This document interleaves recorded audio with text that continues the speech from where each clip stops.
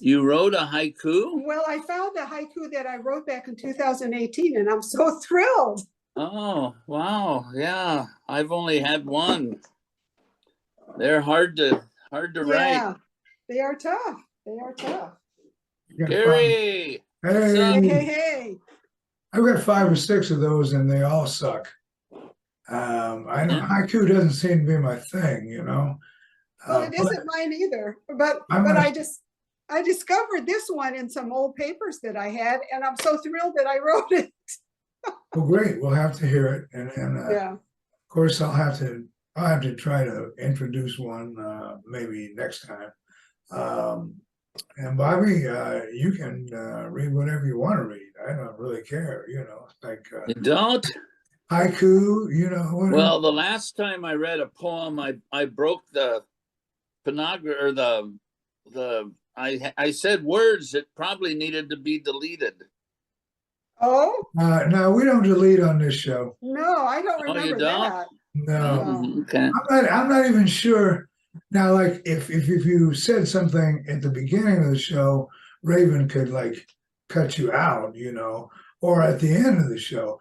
Anything in the middle, if you say it, it's gonna go out. Oh. Oh, well, it was definitely in the middle. It was in that poem I read. Oh, we got you. I've loved every poem that you've shared, so it's not going to bother me that much. But then, you know. Well, it doesn't bother me either. I sent it to my son, and he said, "Oh my goodness, that's the first time I've ever heard you say that word." Wow. I said, "You must not have been listening very well then." I don't think he did. I don't think he listened to much of what I said. Yeah, so we don't have Dean today, I guess, huh? Well, I just sent him a text to see if he was coming. So How about Teresa? It says here he just read it. So yeah. So he might join us. He might have forgot. This is Tuesday. I had coffee with him yesterday. He's been writing poems. I'm sure he has. He's pretty prolific, actually. You know. Yeah. That's good. Yeah, and he sent me another tag poem, but I'm not very good at sending those back, you know, or getting them out to people like Dale or. Yeah, I'm waiting. I'm waiting for my start. I think Dale is ready to rock and roll on this thing. You know, she's just well. Oh no, I mean I'm waiting to get somebody started poem so I can add something. That's what I meant. That's what I meant.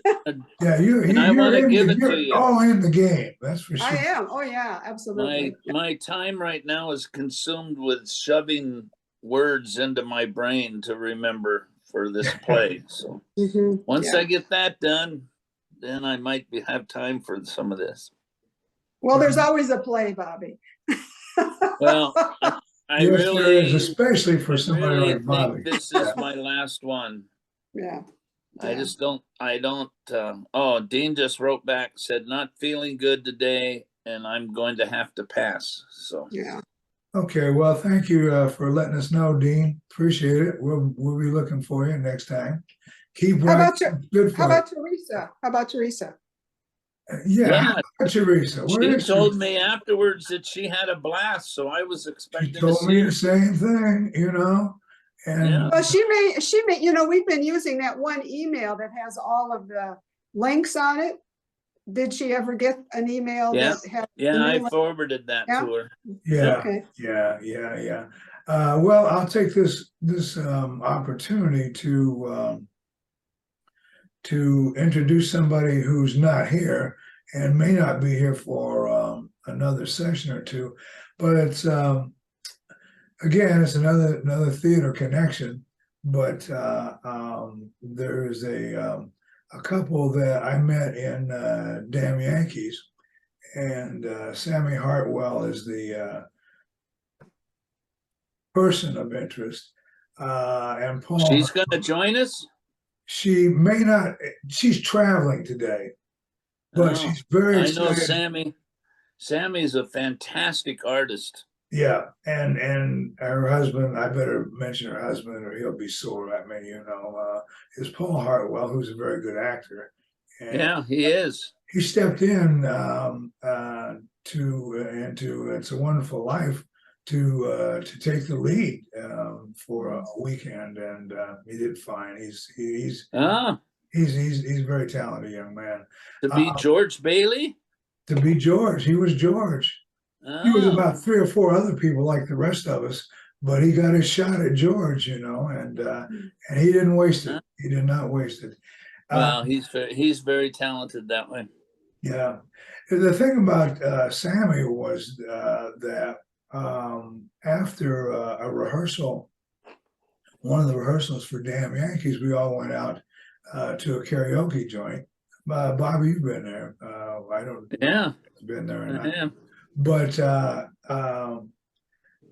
she was indicating that she wanted to go on, and I asked her what she was going to sing, and she said, "Well, I'm a rapper." And I said, "Oh, okay. Then it wouldn't matter if you did tell me what it was. I wouldn't know, but I'm very excited to hear you." And I got to tell you, she killed. She just killed. I mean, she just and everybody just ate it up. I've never heard rap in a karaoke place, but I don't get out much, so it's like that doesn't mean anything.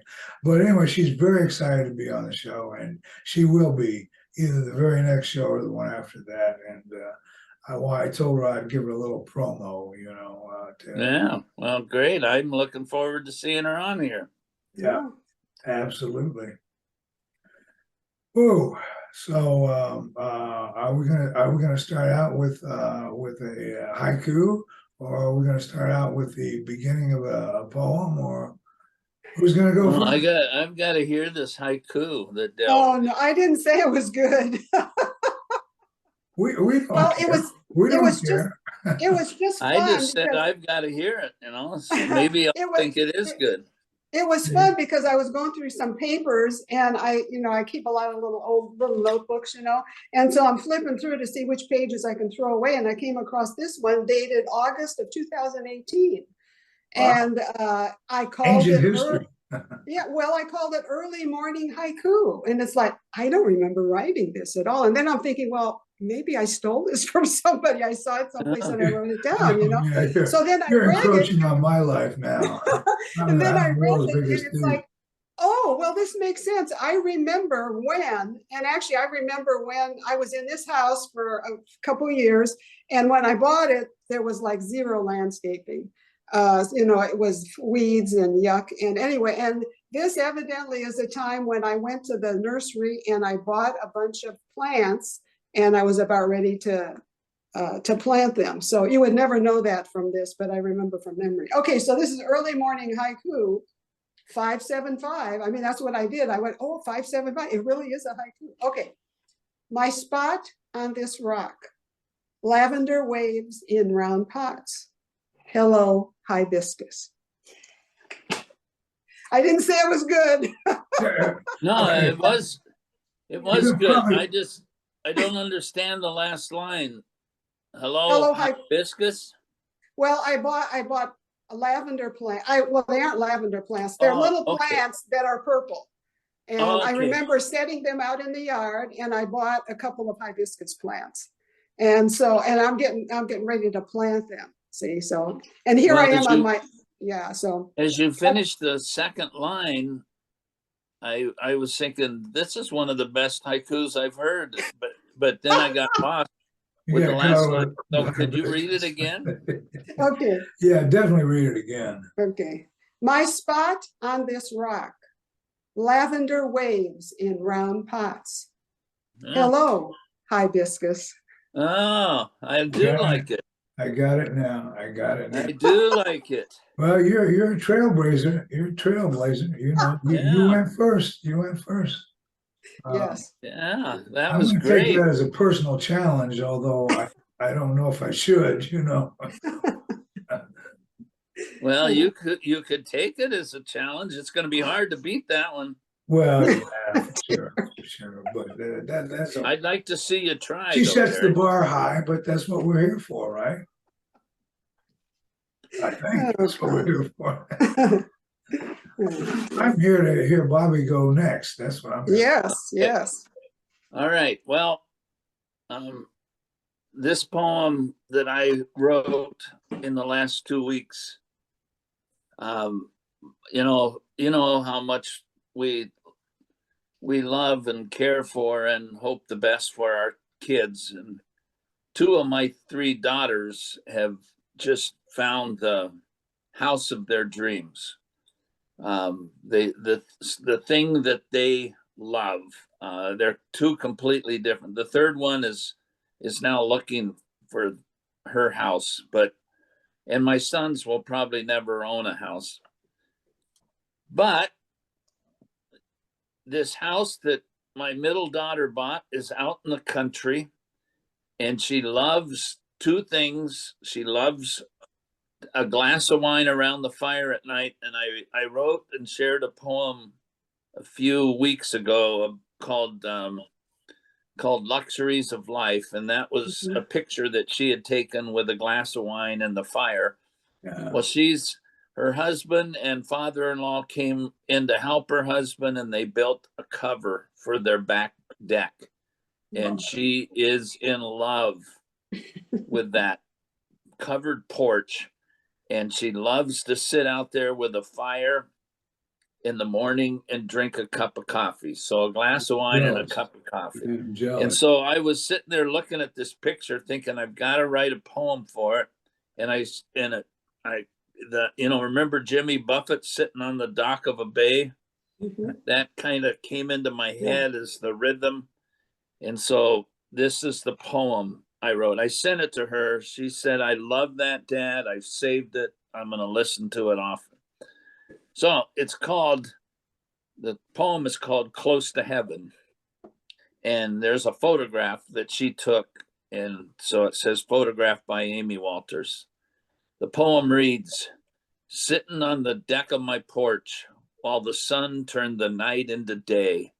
Sitting on the deck of my porch, wary of blue skies instead of gray. I left my home in green valleys to settle in this sun-parched land. Some might say I moved out of heaven, but hell, I'm sitting on the deck of my porch with a cup of coffee in my hand. This is as close to heaven as I could ever be. I want to live here, to die here. This is bliss for me. So there you go. I gotta say, I want to jump in and say you did Jimmy proud. What I was listening to throughout that poem was the very strong rhythm that you had going on, and it almost had me, finger popping, because yeah, I like that kind of stuff. Well, one of the things, I go to see all of my kids in the summertime, make the trek, and I've been there at night sitting around the fire with her and a glass of wine, and I've been there in the morning with coffee and conversation, and so I can just feel myself sitting there. In this picture she took, I can see her foot outstretched with a cover over it and a cup of coffee with her fingers wrapped around the handle of it. And I could just see her. I mean, that's just, she feels every moment of life, whatever it is. And I could just feel her being happy there. So, and I found another picture that she took of that place that I saved. I told her yesterday I'm going to have to find a poem for that. I know there's a poem for that one too. That's great. It's a great story too. A great relationship. Yeah. You guys are doing so well that I don't even want to play. Sure. I'm gonna read one of the longest poems I ever wrote. Okay. Oh wow! And, just to offset the brilliance of what you two have offered, and if this don't offset some brilliance, I'll be shocked. Anyway, hopefully it'll be in this first book. I kind of like pile things up for these shows, but and if you have read it, you know how long it is, so you better Just sit back. You ain't gonna get to say anything for quite a while. All right. Okay, this is All right. why my phone is. Wait a minute. Let me get my pillow. Yeah, get your pillow while I kill my phone. Which I mean, I would like to say that literally, like I would like to kill my phone. Anyway, here we go. I call this one Ode to Brownie. Oh, yeah. Yeah, just a line to let you know you were the best dog ever lived. Because you were my dog. Because you were my friend. I thought you might want to know, yeah, that you were my last dog too. My very last. Mom said God took you. Dad said poor judgment did you in. You did love chasing cars, you know. So I figured if God took you, only God could give me another dog. And he never did. Some might say you had a hard scrabble life, never allowed in the house unless it was freezing outside, never had a house of your own. Dad built you a lean-to and said it had to do. You never got to hang around the dinner table and beg for scraps like some dogs were allowed to do. Mom said back on the farm, animals had to earn their keep and pets should fend for themselves. So I always saved you some supper and fed you on the porch. Dad was always saying I should tie you up. I should tie you up at night whenever we would leave. Neighbors said I should have you on a leash. The only time I ever saw you mad was when I tied a rope around your neck and tried to pull you for a walk. I gave that up soon enough. Anyway, who wants a dog who won't just follow you around because it wants to? We did buy you a nifty leather collar, though, with Brownie stenciled on a little brass plate. That was just in case you got lost. A finder could read your name and figure you must be Gary's Brownie. You were never much for showing off. Words like fetch and sit and roll over just weren't in your vocabulary. But whenever I would talk to you, your eyes would focus on my face and you would listen like you understood. Then there was the fun we had. Remember when I tried to push you in the tire swing and you were too scared to jump out? When the swing died down, you just hung there like a trussed up ring of sausage. You were better in the wagon, though, standing like a general watching his troops go by. Remember the Halloween, the time I took you to an outdoor party and us kids all bobbed for apples. I guess you felt like one of us, but it did create a ruckus when you slipped between me and a pal of mine and glommed onto an apple for yourself, trapping it against the side of the tub like you've been doing it your whole life. Page turning. And there goes my phone. And then taking off like a thief, leaving me to bear your scolding. But best of all, I think, for both of us, were the hours we spent exploring the mysteries of our secret woods. Me searching for Indians and lost gold and maidens in distress. And you, the mighty hunter, chasing anything that moved, including fish floating near the surface of the pond. I believe to this day you could have caught one if you had more stealth than splash. Some say you were a mongrel dog, no lineage to your name. But I say you come from a long line of brownies. I've seen you through the years, white with big brown splotches, or the other way around, hanging with a boy or girl, companion dogs of the highest order. And you were my brownie. I was proud to be your kid.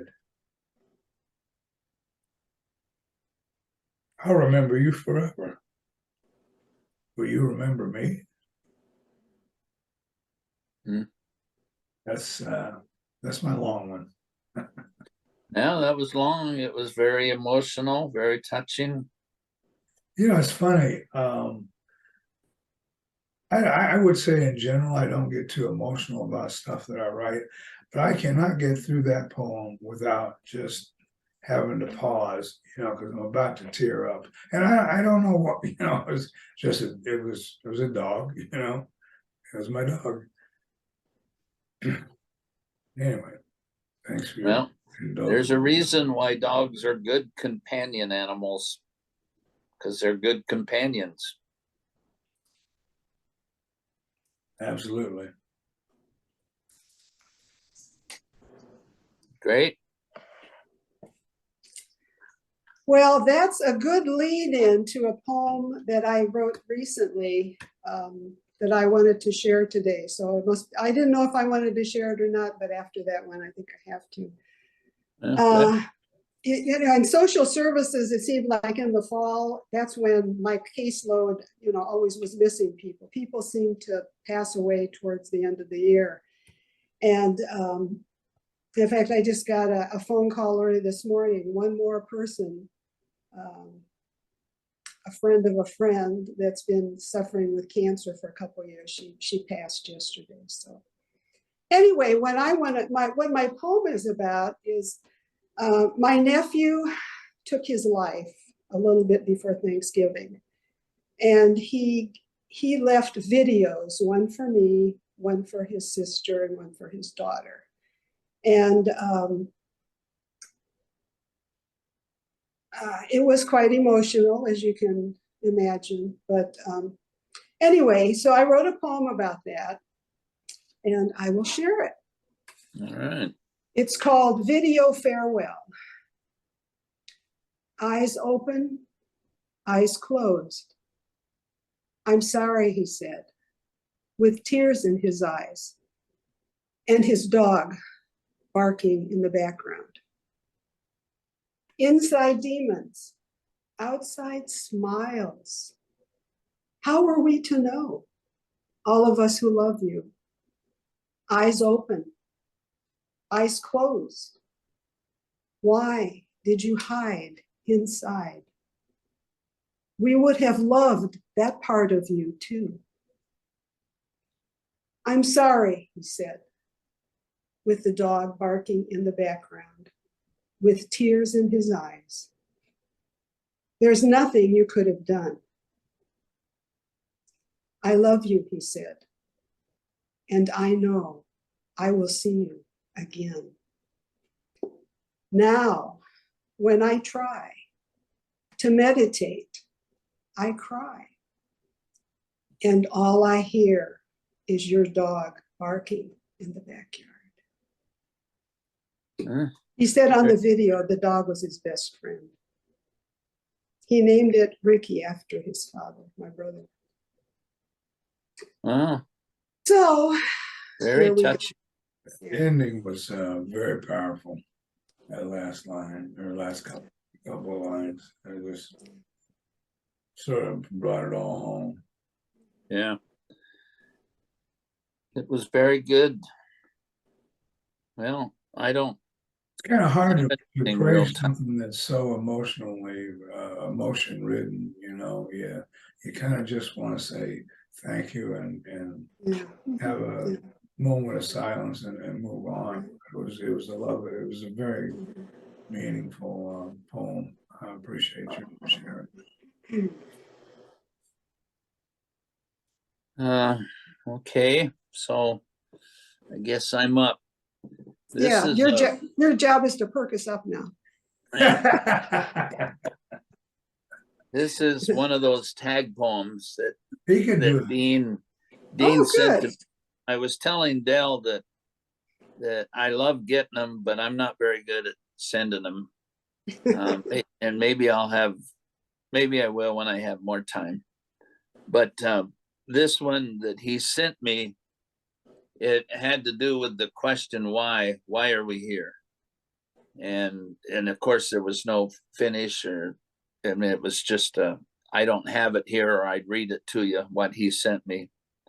But this is what I took and did with it. And I put it, you know, all my poems are in graphics. So I stuck it inside of a graphic with my family. It's not the whole family. It's a picture of my boys and some of my grandsons. So it's a man picture. But the poem is called Why. Why is why the question until the day we die? It seems with most an obsession. I wonder why. For me, I found the answer early when I was still a child. So I'm not obsessed. My soul is calm, my heartbeat mild. I was born into a family where I knew that I belonged.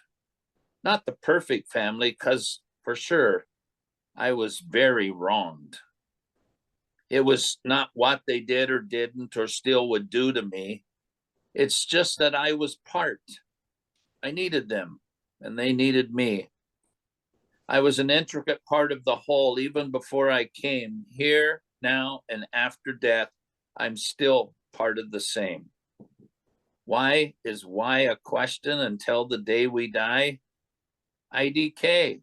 I really don't, because I know the reason why.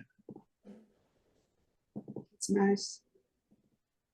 You know, I was well, it was moving, but as you were reading it, I was actually thinking of,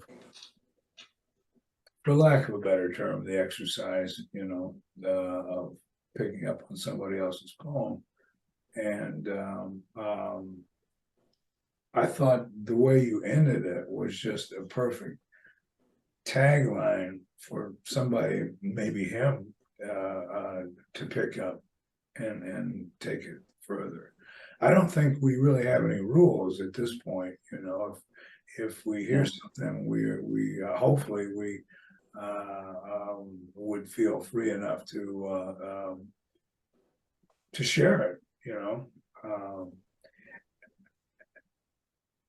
not that I'm necessarily thinking about doing it, but I would like to hear the last part of it. I know I said Actually, I'd like to hear it all again. I mean, that's you just fine. cover a lot of stuff in there. I'd Yeah, like it to hear really again. does. It's All right. Yeah, I'll read it again. You know, it's you know, I was a pastor for 25 years and living here in this senior community and pastoring a church, I heard this question a lot. Why are we here? What's our purpose? And people struggling to find that. And I, as a preacher, as a pastor, I don't like being called a preacher. I hate that word. But I community, being a part of something, you know, the community that we have here, it's more than the poetry to me. It's the people. I just, you know, I want to be a part of our group of the community that we built. We haven't excluded anyone. Everybody's welcome, and I love that. That's what I, you know, I don't understand the question why, because of community. And I found in the church a lot of times some of the very traditional elders that were on my cabinet, you know, they wanted me to preach things that would exclude people, push people away. You know, they wanted me to be really strong that way, you know, and tell people the rules. And if you don't follow the rules, then you're not a part. And I just said, no, never, never, ever. My pulpit, I will always just tell people that I love them and God loves them right where they're at. And that's just the way that it is. So I was in trouble a lot. In fact, I got pushed out early, I think, because of the way that, you know, I was told a lot of times you're not the normal preacher. And I wasn't the normal preacher in that strain of church, evangelical church, that wanted to come up with rules that everybody had to follow, and if you didn't, and nobody did, by the way, nobody followed the rules, but they That's just the irony. Yeah. they wanted, it was just a bunch of people who said they were following the rules. And so anyway, this why question is, to me, I'm just a part. I'm a part of the community that we share. I'm a part of my family. I'm a part of the larger community, and I'll be a part of a community when I'm gone. I don't believe that I'm just here all for myself or by myself. So anyway, that's kind of the thinking behind it. So I'll read it again. Why is why the question until the day we die? It seems with most an obsession. I wonder why.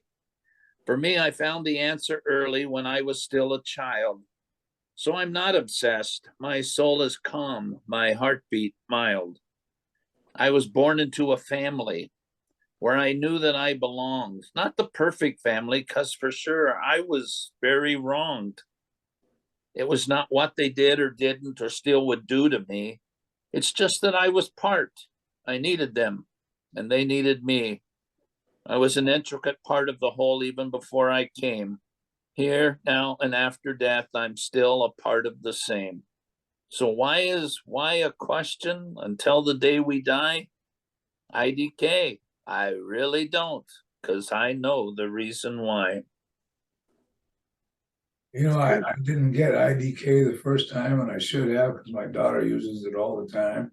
But that was a nice. Well, it would have been too long if I said I don't know. So I know, yeah, but it was so cool that you. So it fits perfect. IDK, yeah, I really don't. It did. Well, good, because I didn't know what that meant. IDK, I'm glad you explained it. I don't know. You got to hang around more kids, I guess. I don't. Although my kids are not kids anymore, man, they're in their 50s or 40s. Yeah, but they still are using IDK. Oh yeah, I've been using it. But I have 6 kids, 14 grandchildren, and 7 greats. So I get the IDKs and everything else all the time. That's probably why you're so hip, Bobby. You got all these connections. Yeah, I am hip. You know what? I got a present from my daughters for my 70th birthday on December 6th. It was a walking stick. So. Oh, there you go. There you go. And it's and in the play I'm in now, I say, "Where's my stick?"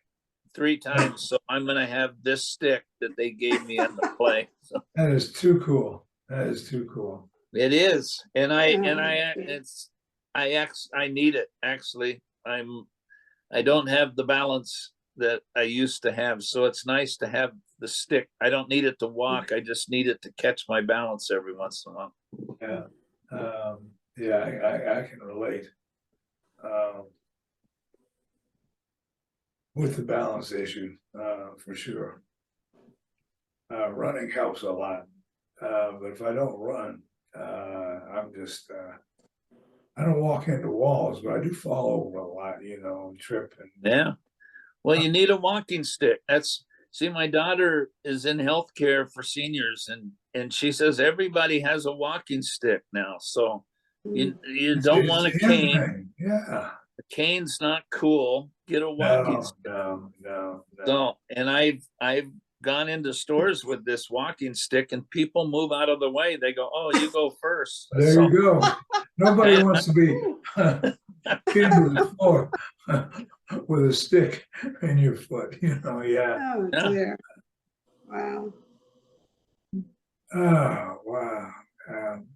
I got a couple of cane stories myself.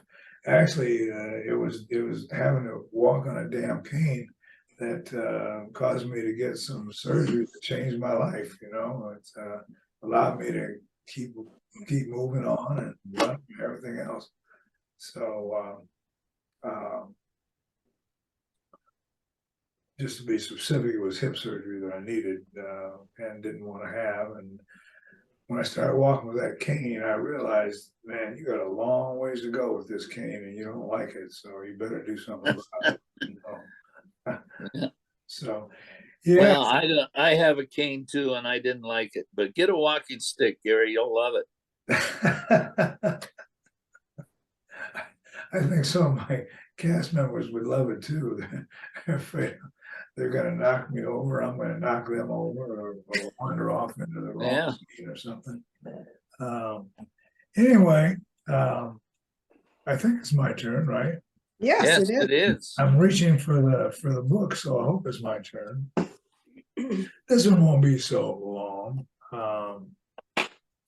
Actually, this kind of, well, I couldn't say it was inspired by Dale's poem. Dale, what was the name of the poem that you read about your hummingbird? Oh, the title.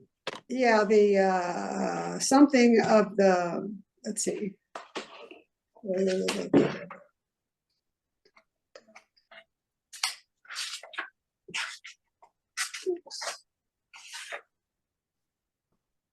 I could have written it down, but I didn't. Yeah. The Warlord of the Patio on 27th Street. There you go. Yeah. There you go. Okay.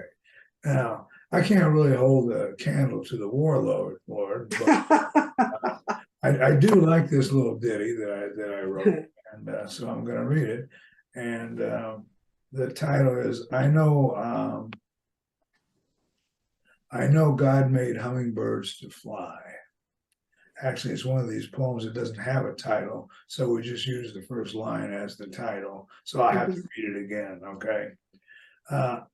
I know God made hummingbirds to fly, but I don't know why this particular hummingbird flitted in about head high and looked me right in the eye, and I don't know why, but thought I should try to share his impertinence with you.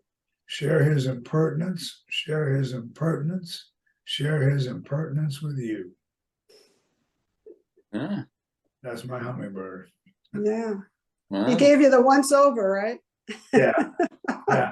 I mean, I swear, it got right up in my face. Yeah. Dang. Yeah.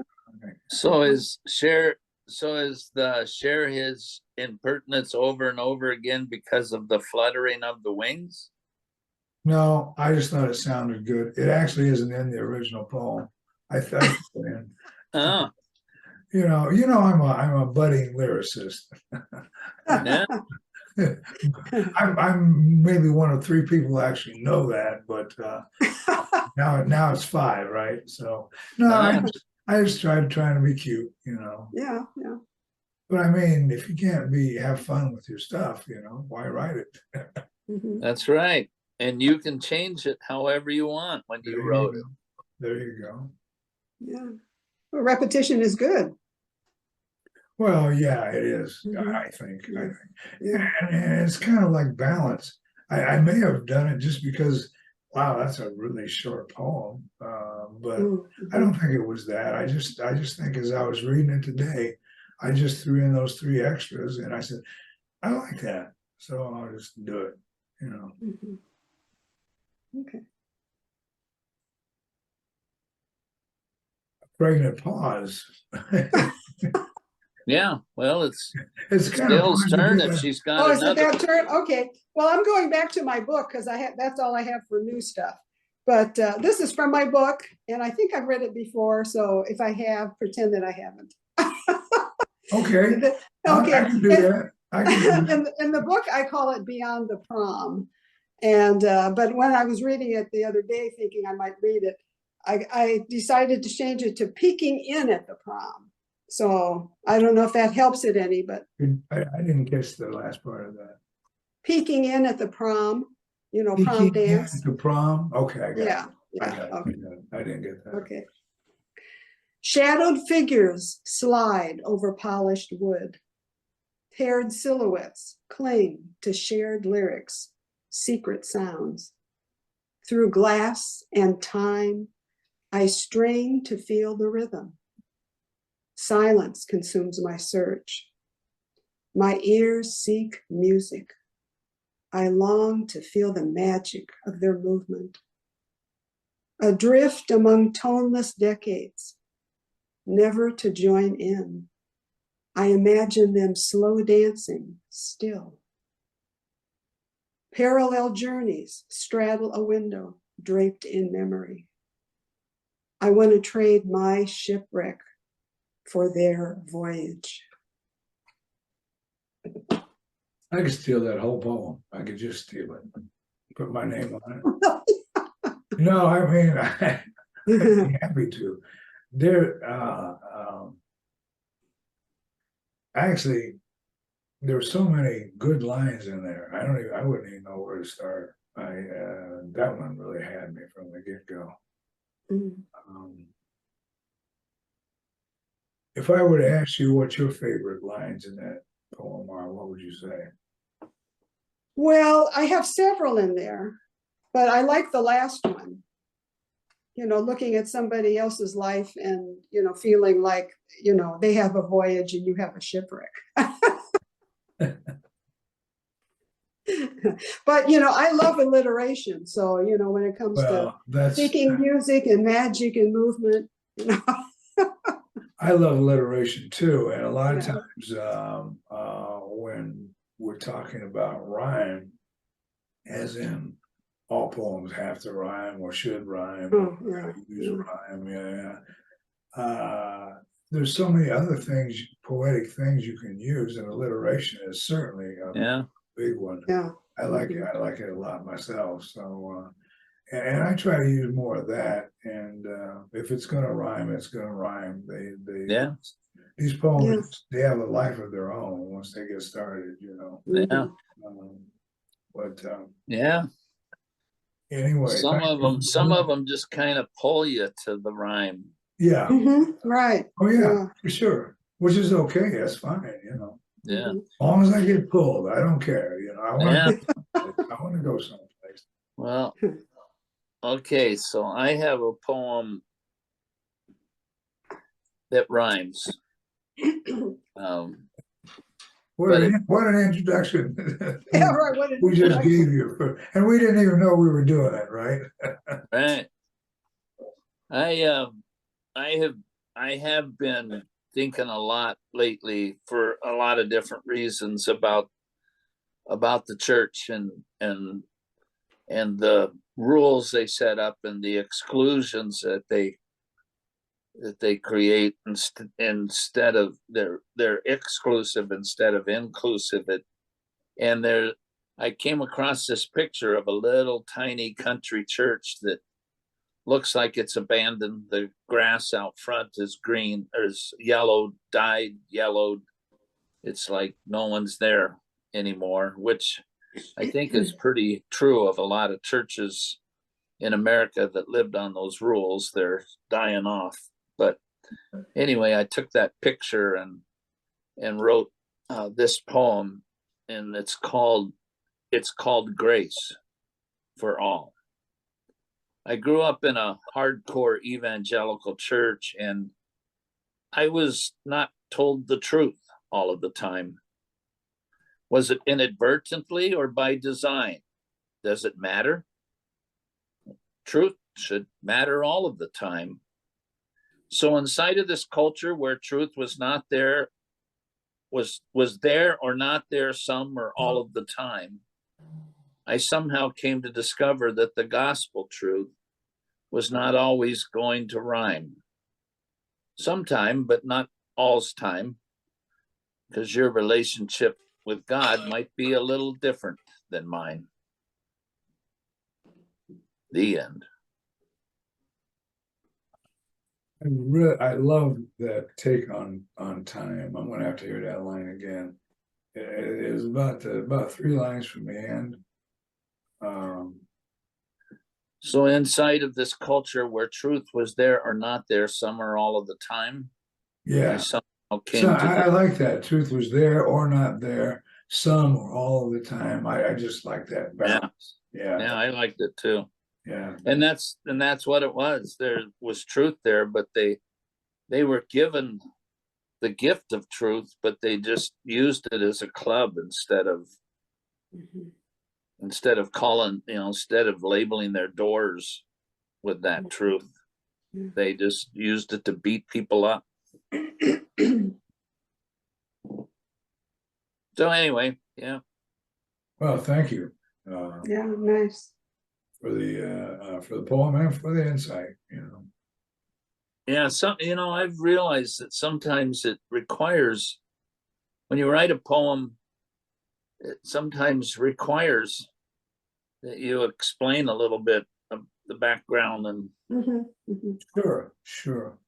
Well, it makes it more meaningful. Yeah. Yeah. Well, and almost all stories need a decent introduction, you know. yeah.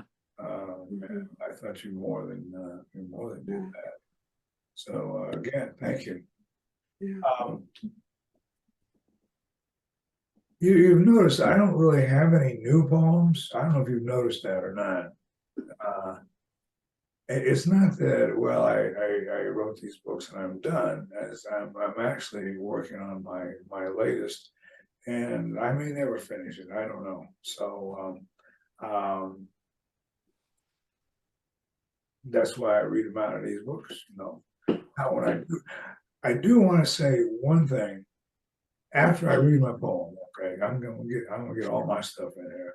I do want to say I want to make one suggestion, a request actually, about this idea of building on somebody else's work, which I really appreciate that you gave that a shot, Bobby. Anyway, let me do this little poem here. I think I've done this one before, called "Love in the Bud."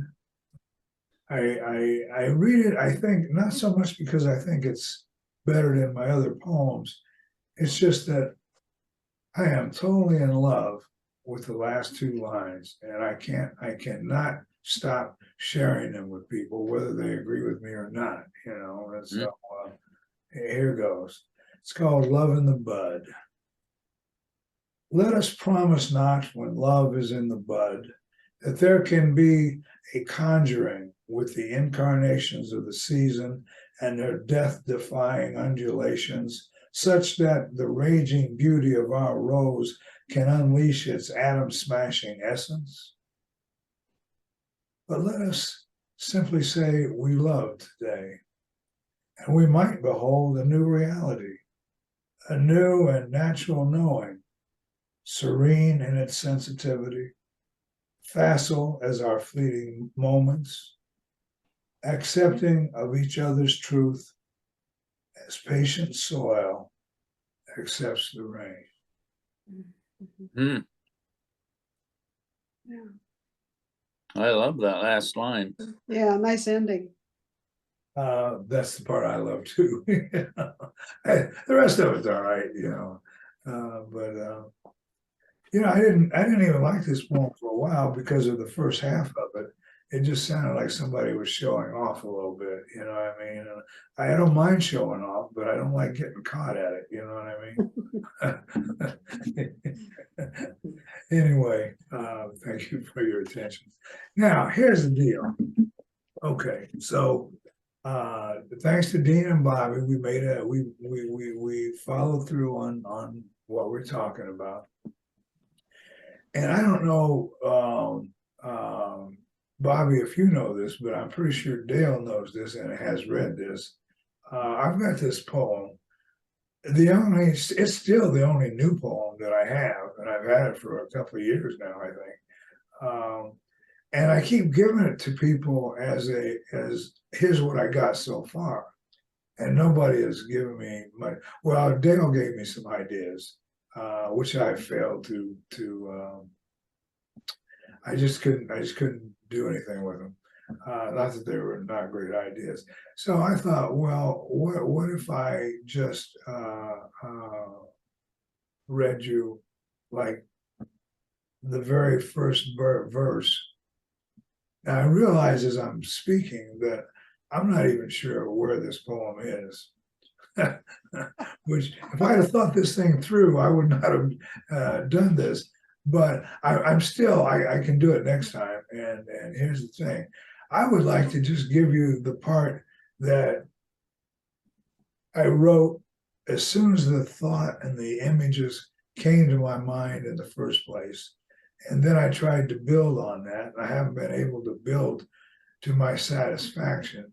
So what I'd like to do is take like 4 lines not give you everything I've already written, just the 4 lines that mean the most to me, and see what happens. I could almost memorize them or have them memorized, but I wouldn't want to do it. But anyway, I'm gonna write that down. I'm gonna have that for the next show, because All right. I still think it's a cool poem. The image of I call it my biped baby. You know, it's all about this gal that kept walking Yeah. back and forth Yeah. in front of my condo when I was doing a lot of sitting on the porch. Or, well, we don't call them porches out here. You know, back home they're porches, but out here they're what are they? Patios. Patios. They're patios. Yeah. Patios. Yeah. I sit out on my patio during COVID, not a whole lot going on, except this gal just kept walking back and forth. Not back and forth, but she'd walk by and a half hour later she'd come back, and I would still be sitting there waiting for her. And of course, I never said anything or anything like that. And I think that was a good thing too, for her, probably. During COVID, especially. Yeah. Say what? During COVID, especially, it was a good idea During not to COVID, say anything. yeah, you know, it wasn't like I was going to get a conversation out. I did like it that she did hike without a mask, and not that I want to say that's a good thing. It's just that it was a good thing if you're a poet and you want to see what she looks like, you know. And she wasn't talking to anybody, so I guess she was okay. Anyway. That's it. How are we doing on time? I would tell you, but I just dropped my phone. Well, it's about time to wrap it up. It's about 2:55. That sounds good. That sounds good. I don't really have anything else. I don't either. I don't either. You sucked everything out of me that I had. Well, what is beautiful about both of you is you have so much that I don't have. I don't do anything actually. I just kind of sit here and wait for y'all to wow me. You know, it's like, okay, I'm here to be wowed, and I always am. I always am. And everybody, hey, I'll be honest.